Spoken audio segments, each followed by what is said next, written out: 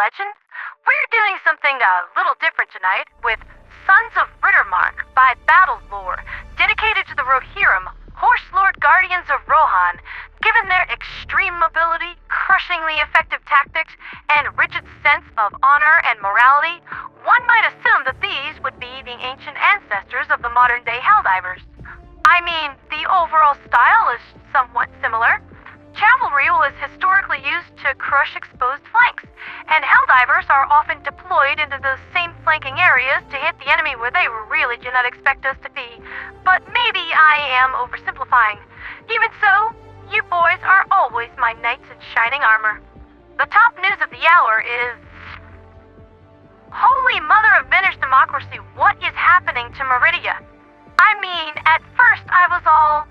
Maybe it never had an FTL lane to Astanu. Maybe I'm just crazy. Maybe the madness is taking me again.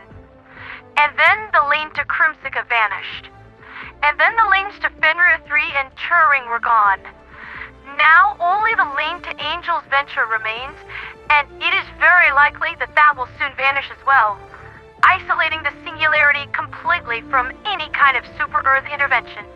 I feel like this would be the part of the show where my personal hero, Captain Pherkad, would be raising the ship to yellow alert. Because I feel like we're about to see some serious schnitzel out there. Now we look over at the Western Front. Chort Bay is due to be liberated in just a few more hours with its vile assemblies and foundries smashed into useless scrap, never again able to construct jet brigadiers, thus satisfying the requirements for the current major order. However, the aforementioned bots are still nowhere to be found.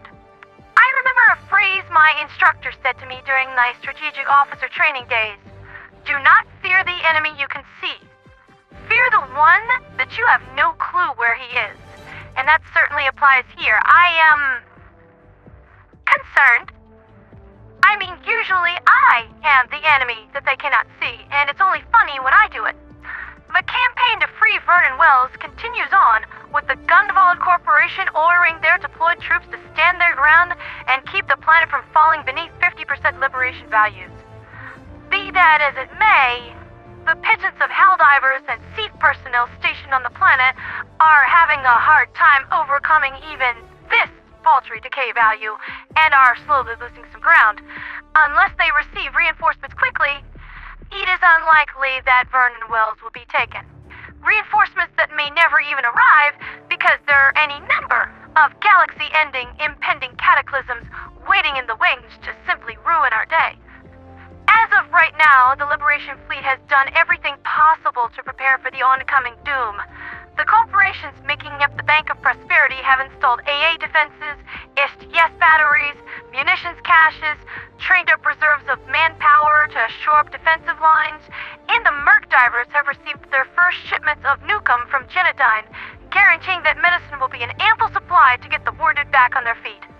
In further good news on this subject, the Chaos Divers have finished Project Homemaker, which is rather impressive that they managed this pace of construction while also fighting off the repeated squid invasions at the same time.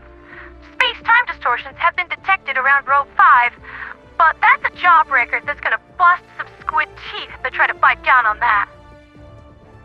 However, Radical has succumbed to battle fatigue and has taken a leave of absence to recover. I just personally hope that he has an HQ to come back to when all this is over. If the Illuminate also come in from the southern galactic frontier, which is entirely likely, given that their ancestral homeworld, the Skubai Shrine, is rumored to be located somewhere far beyond the southern galactic rim, I expect the fighting in Chaos Diver space to be especially brutal, and these guys aren't the type to give in easy. They didn't bend the knee to the Ministry of Truth, and they're certainly not going down without a fight here. Speaking of the squids of the south, there have been a spattering of abduction invasions today, with Hort, Bunda Secundus, and Senge 23, I think that's right, being hit. As the Helldivers are still consumed with their current orders within the Western Front, these invasions all succeeded in the Illuminate's favor, and they escaped with their quotas virtually unopposed. You hate to see it. That's been Liberty's Latest with me, Pondera the Radio Angel. Normally, I would be elated to finish Bishop a major order a day ahead of time, but really, does it not feel like we're just walking directly into a trap waiting to be sprung? I know. I'm the type to feel like everything might be a trap. But that's why I'm still alive. For liberty, for freedom, for democracy, and for Super Earth.